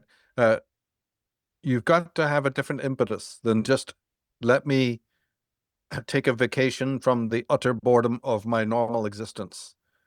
That is, the affluence of our world has made it possible for me to jump through those hoops and quickly arrive at that status. But then the boredom sets in. It's just the way the human being is. And so you make these excursions. And sadly, there's just so many people like that into this subject. And for me, they don't qualify at all. So I'm not interested what they say really, or what they're about. I know what's happening. It's a temporary sort of excursion. It comes with certain bells and whistles, that it's a wonderful fanfare and all of that. But the likelihood of them staying the course, it's like learning a musical instrument up to a very high level or anything like that. That's going to be only a very, very rare few. So I try to stick to those guys who have progressed in that way and whose works are of great quality. And you'll find that they become less and less as time goes by. And the other type, they go their own way. Yeah. David? Oh, I was just gonna say, I really like the guys that, even though they have seen the darkest of the dark and have been exposing this stuff, I think guys like G. Edward Griffin, or guys like Michael, or other guys. There's only a few, actually. I don't have a whole bunch. There's a few who have just stayed themselves. They didn't change. They didn't, because I've had friends of mine who worked in that conspiracy world, and they went down into the toilets psychologically. They got into all kinds of problems, and drugs and alcohol and divorces and just crazy stuff, because they spiraled. It made them spiral. They didn't develop the fortitude psychologically to go with peering into the darkness, right? And what Michael was highlighting there is super crucial for any pursuit of knowledge. It's just so unique when it comes to the subject of studying human evil. That's what conspiracy is, guys. It's not just who killed JFK fucking K. Like, it's not the only, it's, we're seeing signs of decay and corruption and evil. Well, what's the origin? Well, we're studying human evil. This means you need to study psychology. You need to look at yourself. And I think the thing that scares people the most about that subject is not just that there's high tables of criminal cabals running things and ruining things. It's that they're terrified of their own potential for that. They're terrified of the fact that this is an indictment against the human race in a way that they have to confront, and we have to find a way to prepare it, right? So to learn great truths, this is the message from the ancient wisdom. To learn great truths, you must be ready for it. You must be worthy of it. Isn't that all the myths, all the lore, even Indiana Jones and the Lost Crusade, when they have to be worthy of finding the Grail. You can't just have any Joe Schmo go and stumble over it. It's like Aladdin's cave. You got to find the guy who's right for it, that's going to find that truth. Some of those the truths we talk about, are not for the masses, and they're not for the faint of heart at all. We're talking about missing children and the shit that goes on. Like, this isn't for people that are, like Michael's saying, they're tourists. Okay. Mm. Nothing wrong with taking a peek in the window and going, okay, and then moving on. But unfortunately, some of the tourists in this industry come in and start to become these big multi-million follower accounts that are then the soothsayers of the entire thing. And then anybody that is curious is going to come in and hear them first. And they're not going to come and hear Michael Tsarion talk. They're not going to come and hear and read Dr. John Coleman. They're not going to find the gems that, take a while. And when I find the reason I loved always getting references from Michael when he would list names. First of all, I love the fact, Michael, that you always gave the credit and you always emphasized it. And you taught me to be like, I learned that from you, that you take that time to show the reverence to the people that did do the work and did go through the darkness and did come out and did try to warn. And, and you are the giants that you stand upon. You do solid reverence to what they're doing, and you don't chop their ideas up and then claim them as your own. Like it's something that goes on too much. And so you're seeing untrained minds, people that don't have the fortitude, the courage, the heroism within themselves that are confronting Sauron and the crystal ball, and they're just not equipped for it. They don't have the resources to deal with it. It's like if I handed a white belt a complicated flying triangle or something, there's just zero. There's no benefit. It's a waste of doing it. They're not at that level. You have to earn that skill level. You have to earn that entrance. And I've always liked that, because that, again, goes back to that you're guarding something special and sacred.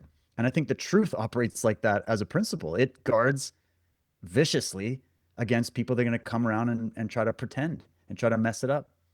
And so that's why it's so hard. It's not that truth is just hard to find because there's a global conspiracy. The truth is hard to find because you have to be worthy of it. You have to be ready for it. You have to be conditioned for it. You have to be almost trained for it, And when you come at it like that and you see the guys that have remained themselves, there's some bugs in here. There's a bee. Wow. Remained themselves and never betrayed themselves. And I'll never forget one of the interviews I did with Ed Griffin on Unslaved. It was a few years ago. I think it was during the lockdowns. I don't know how old the guy is. You wouldn't notice. The guy's talking about some seriously dark shit. And you couldn't take that smile off his face if you tried. What does that tell you? That tells you this guy saw the darkness, recognized what was going on, but didn't let it beat him. Those are the people I look up to. The people that didn't get beaten up by the evil. Those are the true killers out there. Those are the true people that I look up to. He's 95 right now, which is pretty wild. That guy Come on. And there's a few of them. Yeah, that's amazing. I want to be I want to be like that one day. I want to be that guy that didn't become too jaded, but always kept it real and never betrayed myself in the process. That's what I'm hoping and praying for. Do you find that it's an inside game first, that the people that are built to explore some of these subjects, like when you're thinking about evil and darkness, like do you feel like you have to be in touch with your potential for darkness in order to be exposed to some of this stuff and to see it and to understand it, as opposed to just be like, oh, I can't look at that, I can't go down that road, because it's like you can't see the potential within you, not like the scale of it, but just the potential. I'm just curious your thoughts on that. Well, just real quick, if I may, I think maybe that's a part of it where you're seeing your potential, right? Like C.S. Lewis has some great writings on this about, by studying evil, you learn about your own propensity for evil, and then you can be good, But I think there's another element to it. I think your humanity, your sense of justice, for me, that's what comes out in me. I don't look at, like, when I'm studying some of these dark cults or what some of these rituals are all about and what some of this weird shit that's going on or whatever, I don't sit there and go, oh, I'm wondering how this affects my propensity for evil. I feel like it's unimaginable to me that I could even be close to anything like that.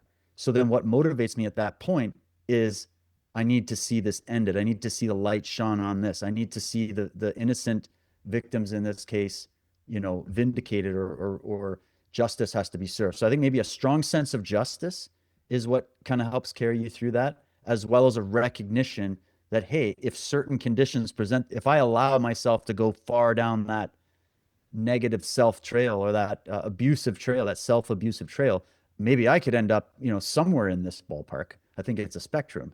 But for me, it was always a strong sense of justice that just went, oh, you're not doing that shit on my planet, man. I have to fight. I have to fight back. I can't sit back and do nothing. That's what really motivated me personally. Yeah. Michael. Oh, yes, agree 100% with that. We're guests. Think of, being a guest in somebody's mansion, guest of a hotel. You don't trash the place. And you can even go one step further, which is to leave it in a better condition as when you found it. It's just a simple duty of respect and gratitude to existence, to life. It may be the last thing you're able to do. I've always been fascinated with the origins of evil. That was the subject of my very first book, and I've never had to really amend it, strangely. The thesis that was put down there, for many reasons, I still believe. I don't think it was weak. I didn't think it was weak at the time. It started to be penned in 2002, early, into book form, and I never really had to change it. If there's changes, they're just totally superficial. They don't affect the main theme. So that's kicked off my career, that I was the first one to look into the origins of evil. I still don't even see a writer today doing that. I didn't want to have to say the last word on it. By all means, I thought I would be kicking off a subject that would gain a lot of traction in this movement, but it didn't. It really didn't. That's very, very curious. My answer for it is because people are just pathologically anti-psychological. That's the reason. And so they'd rather just go for a superficial thing. Or again, the talismanic term genes, DNA, all of that. They'd rather stick to some paradigm like that. In fact, anything and everything except psychology. This is my answer for that, because you would have thought that it would have gained more traction than this, and it absolutely hasn't. It's no different today than it was, in 2002 when I wrote that book. I've seen absolutely no difference or no progress at all. If anything, there's even been regression in this. So I'm just unique, on an island with that. You just keep on doing it. And I think it's really hurt my career, actually, but there's nothing that can be done about that. Once you're passionate about a subject and you realize the value of it, you just have to continue no matter what. You go for the long haul. But, well, of course, I do observe the fact that why are these answers that even from prehistoric times, they explain a great deal. So that's disheartening to see that formulas which could be applied to human evil, and I think are really, really enlightening, just have not been picked up. It's extraordinary. Well, that talk, Origins of Evil, one of my favorites, by the way. And I think that it's still there's just so many good ones, but what a question. I love that question too. That's what got me. It was the origins of evil. Like, yeah, why do people want to go out and just murder people and do all this stuff? And then what about the self-evil? And then the depth we've gone into, we're getting into adultism, the raising of children, psychology of the mother and the father, and the positive and the negative, and the somatic, and like it just opens up a whole thing. To me, it's the most fascinating journey anybody's going to go on. Don't be worried about being afraid of the dark or anything. You just get into the dark and start looking around and put those glasses on, and you'll start seeing some stuff. And it's going to have more positive effects on you to look at this question than it is negative. But I think people have a knee-jerk reaction of, ooh, that's kind of getting a little too personal, a little too close to home.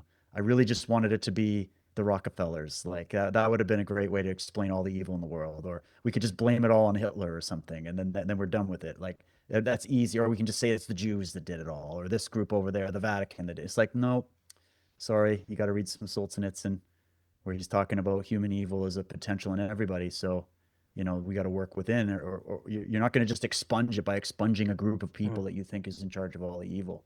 And so this becomes deeply related to the bigger existential questions. So again, we're back to the self, no matter which way you come in.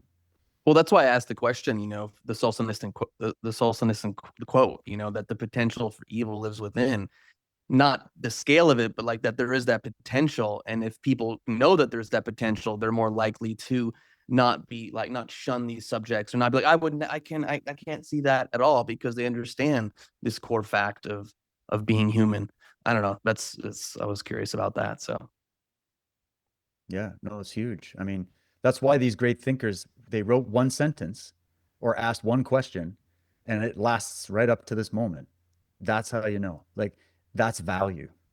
That's that's that's not fake. That wasn't AI. That's real. Like, you know what I mean? NI, that's natural intelligence, somebody that can do that. And especially about questions that aren't just all fluffy, and make you feel good. The best questions to explore are the ones that don't make you feel good. It's like the guys I bring again, my dojo again, I bring them in and I'm like, you're not here for a vacation. You're not here to just lie around. You're here to work and bleed and sweat and strain and push and find out where your limits are and learn about yourself and challenge yourself. And by doing it here, you're doing it mostly in here. Like the physical is just the reflection of this, right? So, you know, life is hard. Prepare for it accordingly. Don't try to, like these leftists, they try to force the world to be good. Force the world. We were just doing a great show. The recent episode of Unslaved is just a must watch, where we're getting into some of this. And it's like, you can blame it all externally all you want, all these effects. But in the end, you're responsible for your own contribution, your own way of acting with that knowledge. Like, it's one thing to be given knowledge. It's another thing to, like, how are you going to respond with it? What are you going to do to apply it to your life? And some people might look at you and go, well, what's applicable to my life about studying some of the evil conspiracies and how they rigged the banking system and what's going and it's like, well, it's applicable to your life, number one, because maybe you're going to get a mortgage one day and you're going to want to know why you're paying through the nose on a practical level. But in another sense, don't you want to understand what motivates human beings across the board, light, dark, in between? And don't you gain value from that process? And so that's why I think that origins of evil is the number one question of time. And from that stems many other questions, especially when it's related to our experience as humans and what could be a more worthy pursuit. Even though I know it's dark and uncomfortable, but it's the uncomfortable things that make you stronger and better. So why do we run away from them so much? So my job in my role as a coach and what I do is to try to inspire people to gain the strength necessary to do that and find the results that come with it. But you can't force it. It's mostly rejected, but it's still worthy of a pursuit. yeah, for sure. Well, it's interesting. I look back to my acting training years ago, it was very consciousness based and psychological based. And so I really appreciated that element where I pushed up against biases within myself. I was like, well, if I want to tell stories, I have to truly be able to tell the stories and get to know as many different parts of me. And I think the more I got to know those parts of me, I got to see that in others. So like if you don't know that you have the capacity to lie, cheat, and steal, not saying you're going to do it, like you might not sniff it out in another person. But if you know that you have that potential and that capacity, you might be able to see the signs and be able to, defend yourself and be more immune to that. That's what I've noticed personally in my own life. I don't know, Well, curious your thoughts. Well, the hidden hand that we're talking about has a hand in this very blindsiding, right? It ramps up personal anxiety by pulling the rug, by creating conditions of want and lack, and also by flooding the mind with just so much stimuli that you freeze. Remember, we started talking about their role in all of this and how people are unaware of it, right? This is the hand that we're talking about. I think people all have a will to meaning and a will toward truth. But this hidden hand of control, which we talked about earlier, is always at work. So it's a combination of them flooding your mind to freeze the mind, right, with so much stimuli that you just can't think anymore, and at the same time traumatizing you on this and that level. And therefore, you're so overwhelmed by all of this that your focus narrows, right? It's called monodiasm. Your focus now is on your own personal survival, on some sort of limbic, level, and the inner discomfort that you just simply can't make it worse for yourself by bringing onto your being more anxiety by then looking into these corners. Yeah. So this is why there's reasons why the mass mind can't fathom this and has a knee-jerk reaction against it. And then there's another technique they use as well, which is just ramped up over the decades. Give some of these teachings to them in a sort of drip feed way, in a watered down way through your fucking Ancient Aliens type programs or Coast to Coast or something along those lines, right? And then you start getting this History Channel dipping in, and there's just a little salting, right, of the conspiratorial thing. Not enough to really open your eyes, but enough to titillate those people who, even amongst the condition that I just spoke of, still maintain an interest. Not enough to go to in the big way, but they do have this still craving to know. Well, then in comes this, in comes the Hollywood, in comes the Netflix. And it's very cunningly done, right? And so they pacify that instinct. And so what you do is you get a big demographic of people who actually do have, even despite their material and psychic condition, a genuine hankering for alternative knowledge. But what they don't realize is that they've already been preempted. Right? The wolf has already understood this. The vultures perched high up, watching from above, already know this, and they've already made arrangements to get you to, watch the X-Files, or something along those lines. They've been able to check all these boxes. And you think that, and then you become addicted to this without realizing that it's been homeopathically designed. And it's not all for the good. And then they put some fucking Wally, right? Some schmuck like George Tsoukalos or George Norrie or whoever, right? To just fucking give all the guff. They look eccentric. They are eccentric. But no, that's okay. They're laughing in your face. They're the fucking clowns, right? Total clowns. And this goes for almost all these other hosts. But they will spoon feed like a little baby, because they know you're banging your spoon. You do have this interest. So we'll give you a few fucking grays, a few fucking bug-eyed aliens, a little shit about Roswell and some ghosts and goblins, the paranormal, yeah. And this will then satisfy this kind of hunger, for the housewife, for the normie. It's like, oh, wow, yeah, I got my little fix there. It's fascinating. But what they do, what they've done is they've pacified you with all of this. And they're very sensitive to what's going on. Now they're doing it again, claiming that there's going to be more and more disclosures. So they've reeled it out again, and it will satisfy a lot of people. And by going towards it, you take your eyes off something else that's happening. They have all. This is a box of tricks that's been used since the media began, really. And so you've got to discern that from the genuine interest. So this is why I'm always citing the greats again.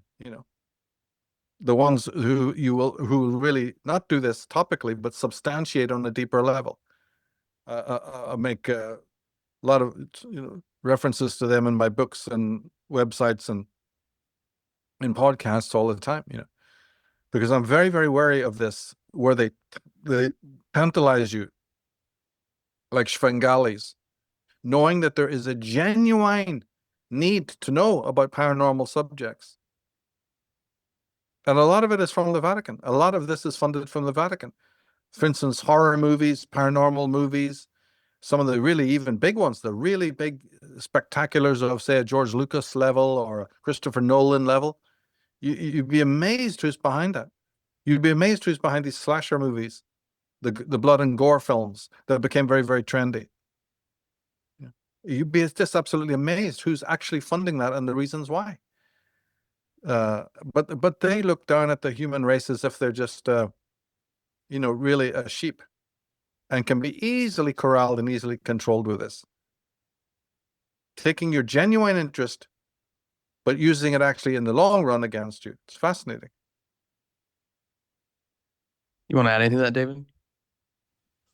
No, I mean, it's a warning everybody needs to hear. It's important. I mean, I might have a little bit of a slightly different spin on certain aspects of what's coming out right now. But that's a very tangled web to get into. There's very specific things, and it doesn't in any way change the nature of that warning, which is extremely important, that you have to always understand that there is that force that is working to manage what you know and what you don't know, and to keep you in anxiety and to keep you wanting more, to keep you on this gravy train. And there's only the only other element that you bring in is the deep-seated fear of some of these people that do hold some of these secrets, like even some of the guys that maybe not be part of some Vatican group or some occult society, but that might just be working, they're the guys in the projects, they're the guys working in these military projects or whatever, who want to come out with some information, but are the ones being barred and being smeared and whatever. Like, some of these guys have written books, some of these guys have done off the cuff stuff, and some of them have been charlatans, and some of them I think have been very genuine. You think of guys like Bob Dean and some of these other dudes, right? Who came from within. And there's better writers out there like, Brinsley Laporte Trench and, some of these other guys that could tell you about the subject, and you don't even need the government to be coming out disclosing anything, right? Because we've already got it in the public. We already know. We already got good information. But there could be a desire amongst some of those brass, not necessarily for a nefarious agenda that might come from the high table, but say they're a few steps below and they've got classified information. They might sit there and just have a genuine concern of the level of immaturity of the human psyche, that they actually believe. I had some of them tell me to my face. I spoke to Paul Hellyer, former defense minister of Canada. The guy was deputy PM in Canada. I did many private talks with him. And he told me, he's like, I came to a point where I knew what was going on with that subject. And I decided, well, I don't want to be a part of this, holding back this information from the public, at least what the government knows, right? And so he went with that in his later years to say, I want to get this out, what I know. And he went to his deathbed with what he said. But he said, for the longest time, I was on the other team, as most guys in the military world are, that we've observed human psychology on every level, and we firmly believe humanity can't handle it. It'll literally tear our civilization apart. It'll tear our world apart. You're not going to go tell radical Islam or Islam in general or Christianity in general or most of these religions who make up billions of minds on the planet about this, because to them, it directly confronts their entire worldview. How are you going to do that? Also, how are you going to tell people that the powers that be, the government, the media, the institutions, have been lying to you for 70 plus or more years just in this subject, right? So there's that other element, that there's a belief at certain levels of the totem pole that they don't believe you can handle it. And then But why do they guys that care went, all of a "No, sudden about what you can handle? What's that? Why do they care all of a sudden about what you can handle? Oh, because they don't want to be the ones cleaning up the mess. Look at COVID. Everybody was all stocking up on toilet paper. The panic, that was about a virus. That probably wasn't even what they said it was. This is a megaton nuclear bomb. That's how I'm not saying I agree with them. Like, I'm obviously I think we should handle the truth. What is that old statement? If the truth should kill them, let them die. I'm more on that camp. But you can understand a paranoid military mind that would say, yeah, you guys, there's no fucking way. After all the experiments we did and figured out how your psychology works, after all the test cases we have, all the ASH experiments, all the everything, after you've reacted this way, there's no way we're going to tell you this. And then they might also be getting it from the real high table that's playing the game Michael's talking about at that higher level. So I just look at it a little bit more like there's stages to it. And I also don't believe everybody's evil. I don't believe everybody in power. I don't believe everybody in these institutions is just pure unadulterated evil that is rigging the game against humanity. I just don't go there. But are there forces that are on that side? Absolutely. I just don't think it's everybody. And I think truth has an energy of its own. So maybe I'm a bit more positive on that front, but I could be wrong.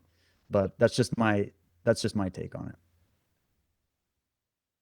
Gentlemen, Thank you so much for coming on for episode 300. Do you have any closing statements, final messages to our Here for the Truth audience? No, just thanks a lot for having us on and for continuing the work that you're doing. I really, really appreciate it. And thank you for honoring us by this interview. It's been great. Yeah, I echo that, guys. Just thank you so much, and for everything you guys have done and brought us on the show and constantly plugging what we do. We really appreciate it, and we'll definitely come back again and wish you guys all the best, and a great chat as always. Just always good to talk to people that are curious minds. That's what I love. Just stay curious. That's what's beautiful about it. And if people stay curious, the curiosity will lead them, and you guys are doing a great show to facilitate that. So keep doing it. Well done. Appreciate you Thanks, both. guys. Definitely the apropos way to round out episode 300 of Here for the Truth. And if there are curious minds that want to be satiated, unslaved.com is definitely a good place to start and to end, probably. So, yeah. Anything else you guys want to share in terms of things happening, coming up, or any of that sort? Yeah, real quick. I'll just give a quick, it's more of a technical update. We've had Unslaved going for a long time, and I'm right now with my team, we're working on completely revamping the site, the back end, the organization, the just the layout and everything. So it's just going to get a lot easier to work with and totally up to date with just bombshell content coming out every single week. These latest, the episodes we got rolling out right now are just top shelf. So we're constantly trying to revamp the whole system. So stay tuned for Enslaved. Some really big things are coming, and look forward to it. Awesome, man. Awesome. Sounds good. David, Michael, thanks once again. Everyone else, thanks for listening. Take care. That's episode 300 in the books, y'all. Thanks for being along with us for the ride. Thank you for the love. Thank you for the emails. Thank you for the community. Thank you for the knowledge that we continue to co-facilitate here on this platform together. We got our free 7-day mini course, the Self-Esteem Reset. Free mini course. If you want to dive in less than 10 minutes per day, understanding the foundations of self-esteem. You can find that at selfesteemreset.com. We'll see you next time for 301.